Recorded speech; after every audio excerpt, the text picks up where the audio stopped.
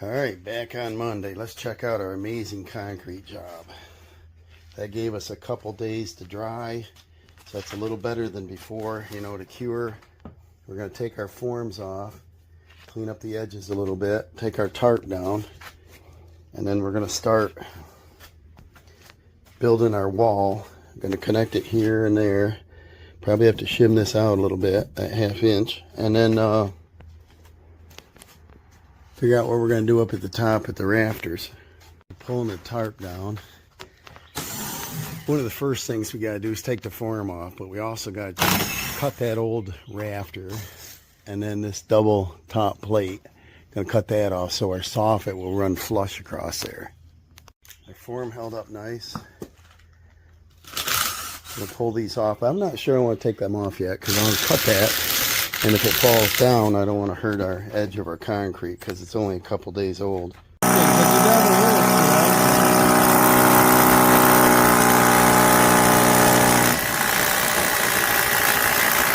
Alright, so we cut our sill here. We're going to use the gaskets and drill these and put in our redhead bolt. You want to get them down, and then we'll take the 9/16 and crank it down. Like that. And now we'll go along and do them all like that.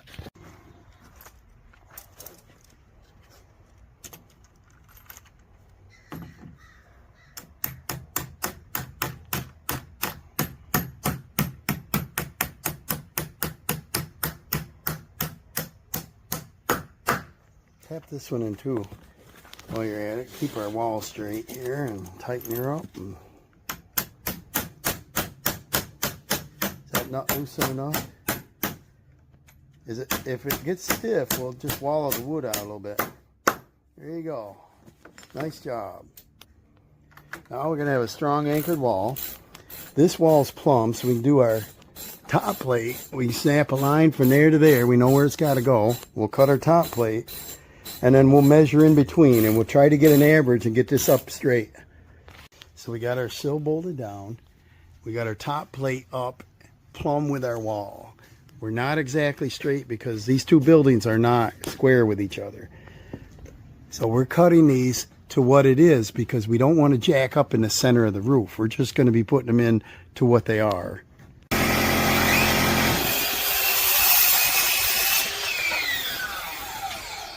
Because we're studded in place, I'm giving them numbers, tell them to save the line or cut the line. Each one is slightly different, but we got it jacked up enough that the fascia just about lines up. And if you can see, it bows way in. We're going to have struggle bus getting the soffit up, but that's what we're going to do. Probably cut plywood and put it up. 16 on center on the studs. It's lining up good. We're gonna sheathe both sides of this, right, Dawson? Yep. We're 16 on center. We're all set all the way down through here. Everything's all set on our framing. We're going to sheathe both sides, but we're going to worry about the outside and get the siding, which is metal, put on. I started 2 screws because we got to elevate it, and there's no shelf to set it on. So Dawson's going to lift it up. When he says it looks pretty good, I'll put a screw to hold it. So there's a difference in the rafter tails in the two buildings. That's why there was such a gap there. We got most of the gap out by jacking, but we can't go crazy because they're lifted off over there. We need our sheets plumb, which they are, right? We put a level on it. Just tap this with a hammer to go in. And then we're using ring shank galvanized 6-penny nails. And we're going to put them about, and no farther than 8 inches. Start at the bottom. Stay up. Look, notice where your sill is before you get going crazy here. And remember, our stud is over here a little bit, 3/4 anyway. There we go. And then that's it. Now go around to the other side. You want to make sure you're the center of the stud, is it? Check it with your level. Make sure it's plumb. You happy? Love it. All right. Start at the bottom and then space them proper. Reason we want to use galvanized is the bottom one is treated. Watch your angle so you don't come through the side. Don't do sloppy in a hurry stuff. Stop, because you want to make sure this is in. And then we snap lines so we know where the studs are. The reason we started on the F channel and the steel is we're running out of room where we'd have to walk all the way around the building. Right now we can come right through the wall. By that, him tapping that makes that screw so it don't walk, and he bends it over and slips, and I don't want you slipping and scratching, so take your time. Continuation from before is the little change up. Instead of leaving that board thing he wanted on here, we're just continuing on, and we'll make a wider trim down there. I think we're off by 1.5 inches. Instead of buying a whole sheet of steel for that, we can use a, you know, 1x6 or 8, whatever for it. And if he puts a little indent, what I'd prefer you to do is, you know, go in a row so there's no air bubble, and that'll stretch the sheet. And we marked them so the lines are the same. And he's marking, like this is our overlap, so he's doing this side on the flat. And then this one will have this. And he's not over tightening them so it doesn't dent it all up. But check them, make sure they're in all the way, you know. Yep. So she's coming along. We're having a little issue trying to make this little difference. If you can see across the top, the addition is higher than the original.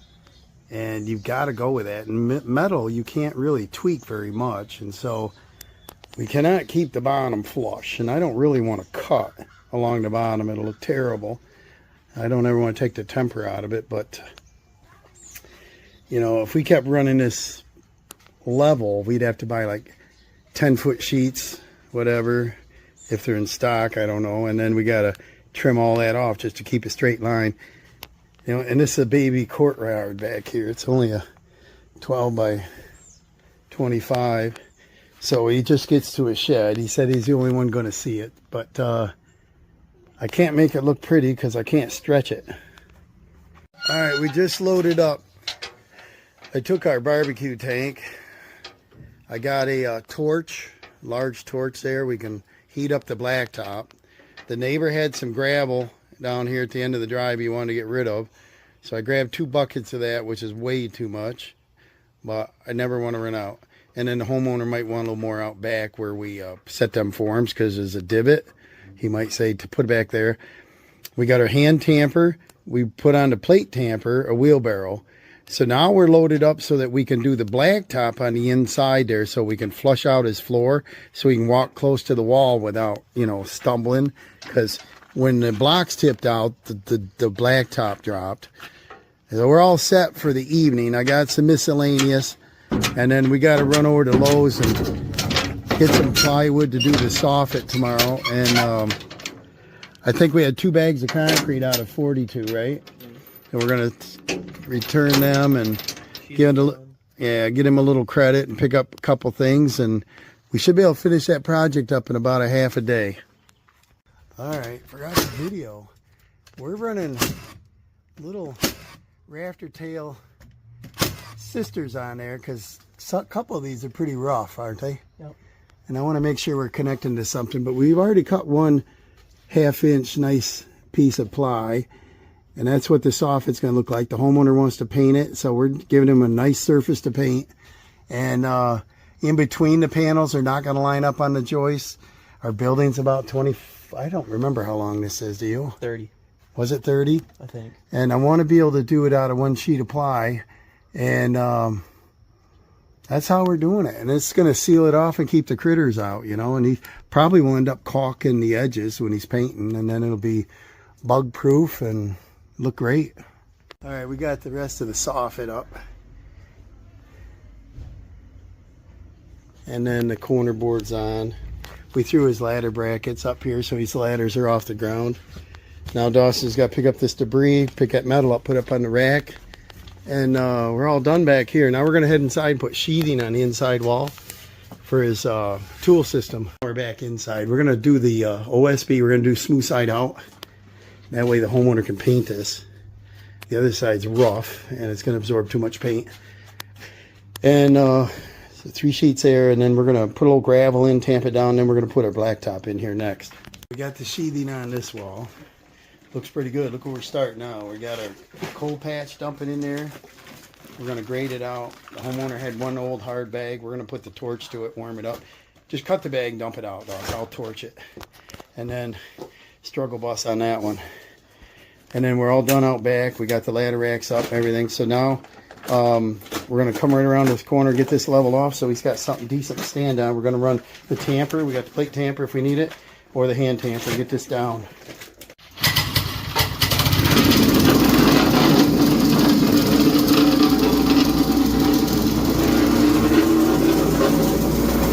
He's tamping it down. About 4 bags of patch. So filling in any divots, getting as level as we can. That tamper's pretty nice.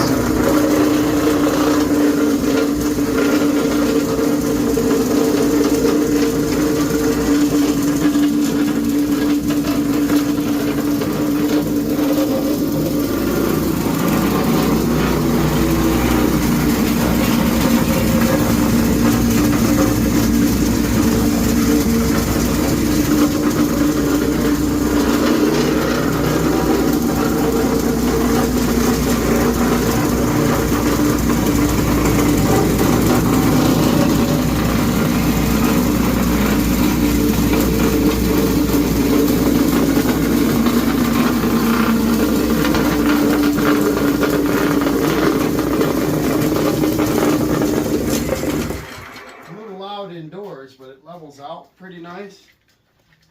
I just want to get the edges kind of smooth so it doesn't roll. I think that's pretty good. We'll come in with a hand tamper and touch a couple little edges. So Dawson put a few nails in that, and that's going to anchor this so if they plow, they're not going to knock that piece off. And it doesn't matter what we use, but as long as they're low enough, set the straight edge to show how deep that is. That's why the homeowner said he's hurting his back when he walks through here and he goes, oh, that hurt, you know. And so we're going to fix this up by throwing a little coal patch in there, and we'll run the plate tamper over it.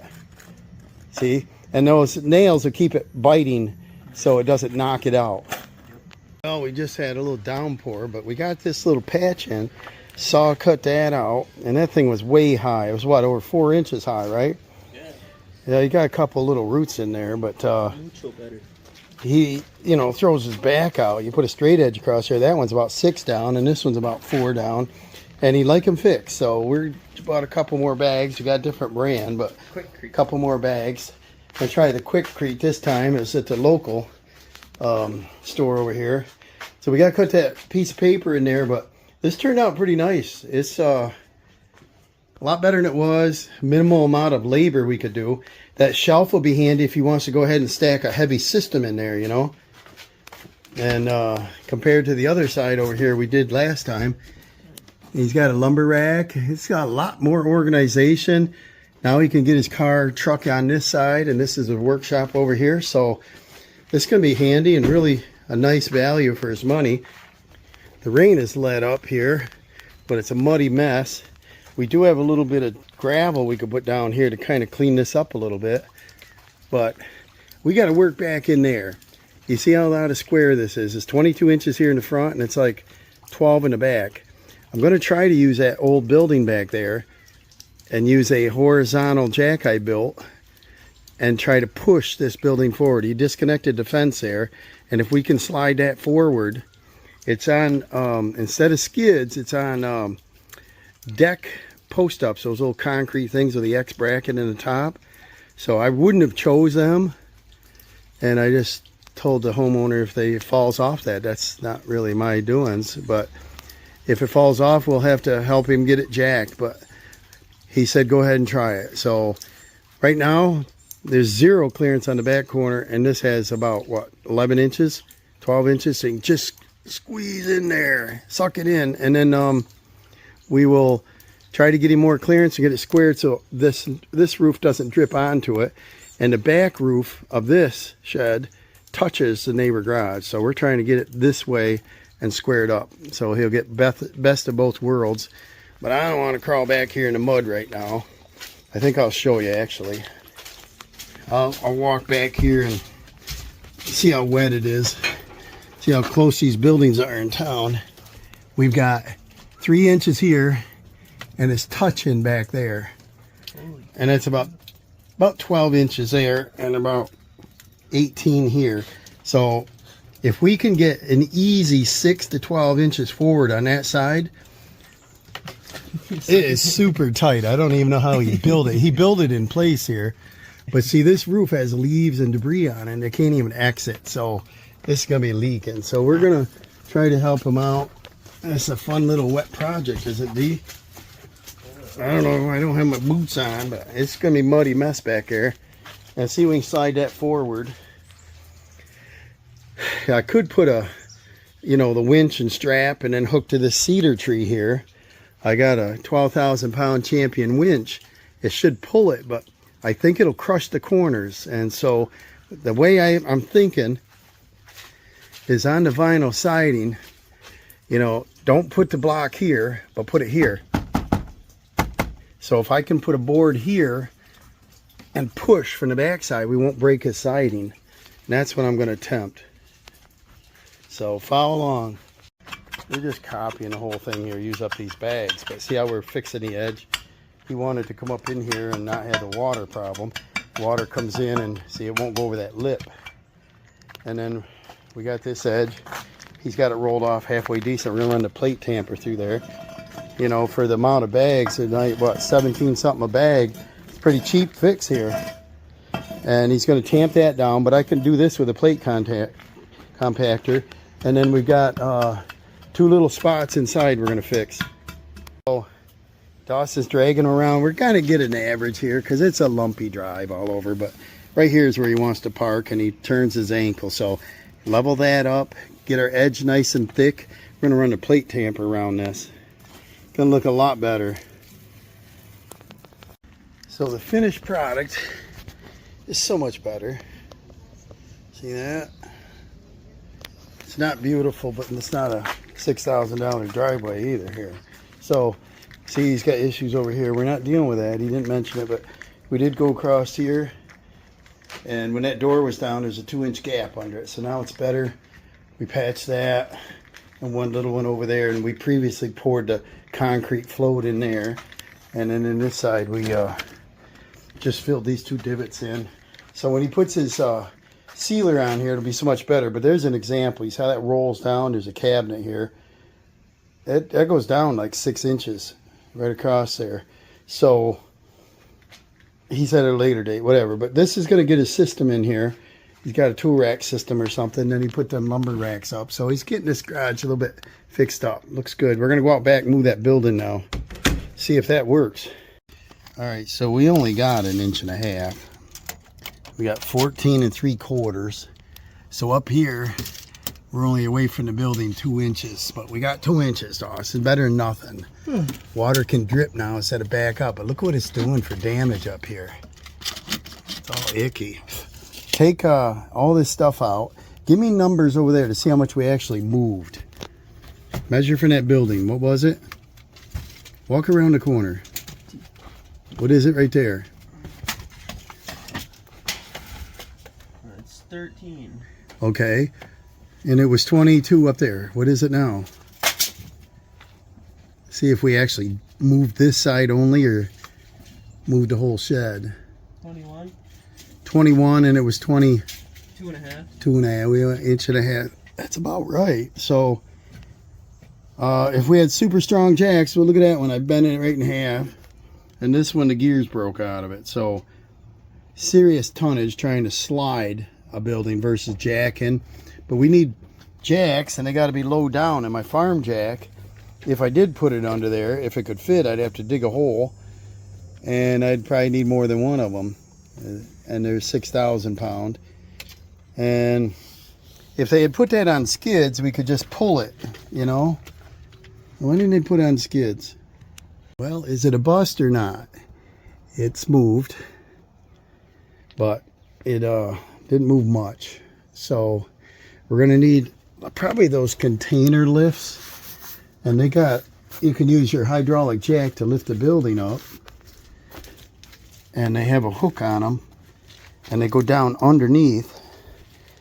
I don't know what else to do with this, and I'm not a shed mover that has that, but I'd love to see the back of this building move over at least 6 to square this up and forward at least 6. So they built the building too close to the neighbors is what they did.